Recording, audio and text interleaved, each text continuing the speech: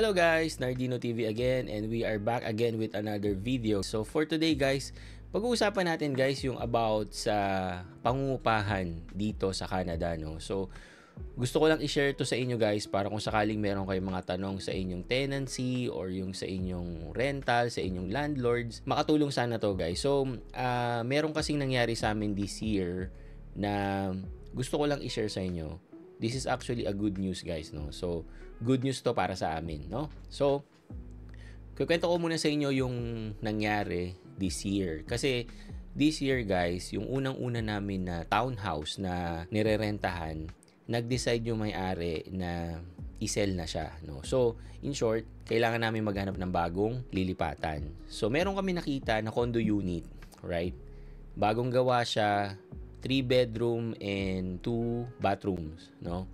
So, ang pagkakamali namin doon guys, kasi we are kinda emotional and rushing that time. Kasi nga din, nagmamadali din guys yung may-ari nung townhouse. Kaya din, nagmamadali din kami na na makahanap, makalipat. So, ang nangyari noon guys, nung nakita namin yon one night sa website, nag-apply lang kami, tapos nag-virtual tour, and then guys, nagtuloy-tuloy na doon, no. Sobrang smooth lang yung application namin hanggang doon sa paglipat. Ang pagkakamali namin doon guys, which is inaamin din naman namin, no. So ito guys, maging sa inyo, maging learning sa inyo, no guys, na number 1, huwag kayong magde-decide ng emotional, right?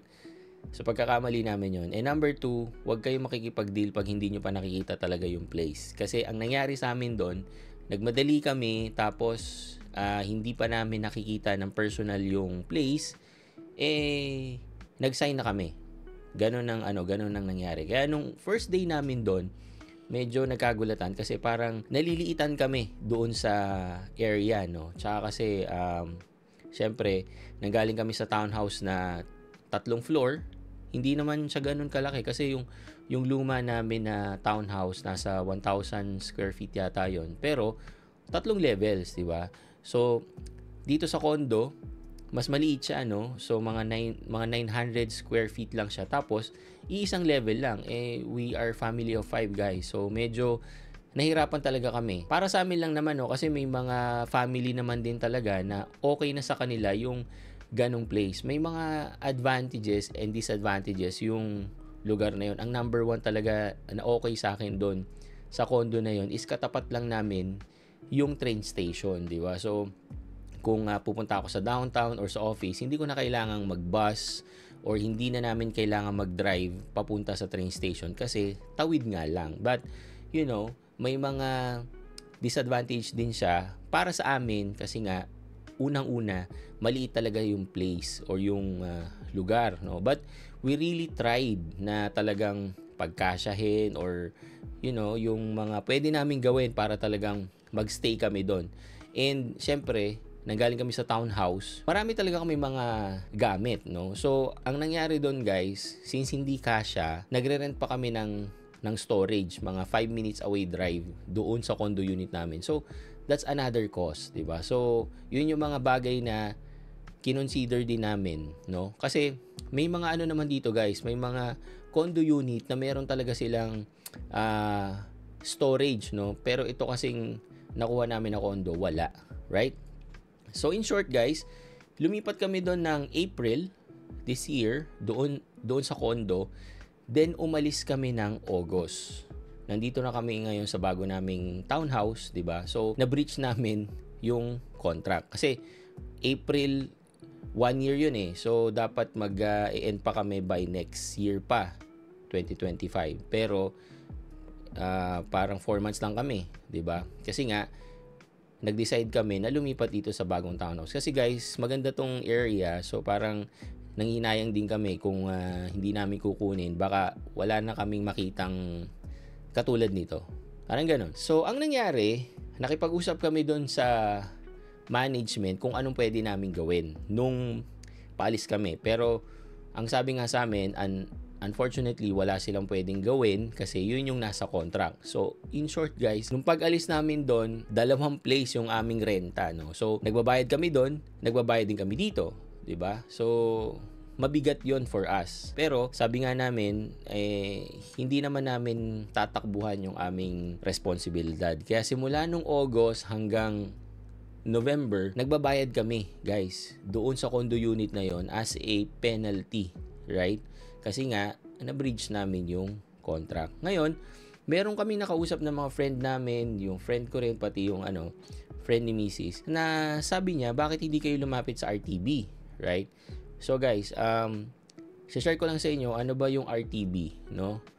So dito sa British Columbia, guys, yung RTB or yung Residential Tenancy Branch, yan yung diyan kayo pwedeng pumunta kung meron kayong mga gustong malaman about sa tenancy, right? Yun dun sa rental, yung sa landlord nyo, kung meron kayong reklamo and everything, dito kayo pupunta.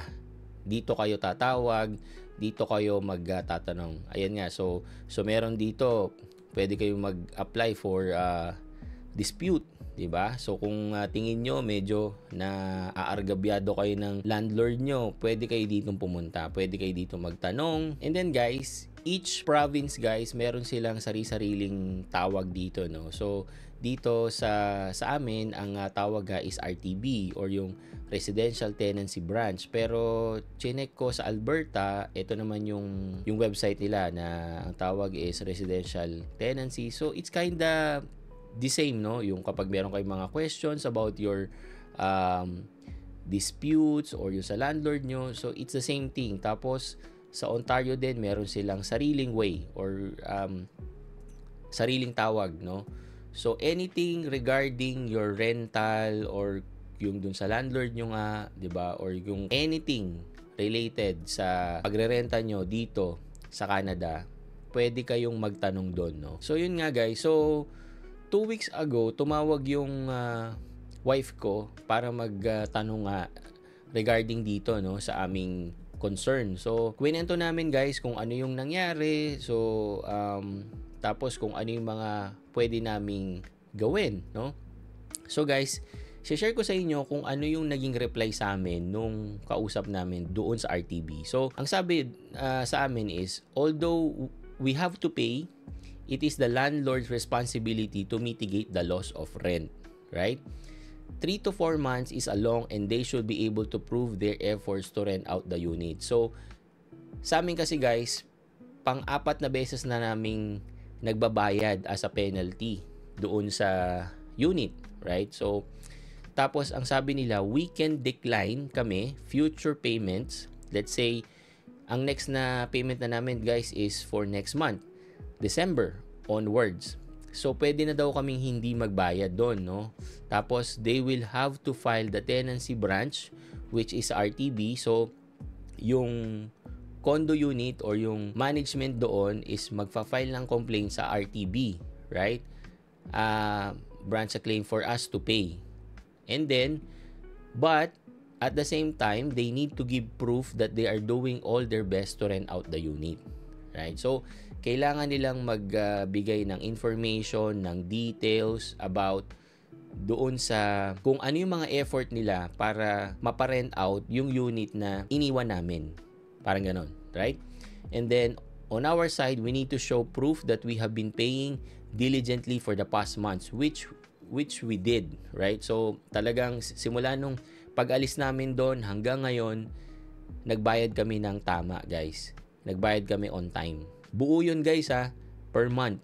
So, and then, ang sabi dito, the arbitrator, which is yung RTB, will then make a decision if we will pay the rent moving forward or not. Yan. So guys, nung na-receive namin yon, nagpa-set na kami ng meeting doon sa condo, yung sa management doon, to talk about this, no? So kahapon, guys, pumunta kami doon, nakausap naman namin yung assistant manager nung building, and they're nice, no, guys? So talagang ang tema nga ng pag-uusap namin is hindi namin tatakbuhan yung responsibilidad namin kasi fault din namin yun, guys, kasi nag-breach kami ng contract, di ba? Ngayon, guys, humihingi lang kami ng help or ng tulong para hindi masyadong mabigat sa amin yung yung monthly. Kasi sabi ko nga, 'di ba, nagbabayad kami dito sa condo, nagbabayad din kami dito sa townhouse. So times 2 guys, and mabigat 'yon for us, 'di ba? So ang first nila na solution is, ang sabi sa amin is, o sige, pwede kayong hindi magbayad ng buo, gawin na lang nating staggered na lang.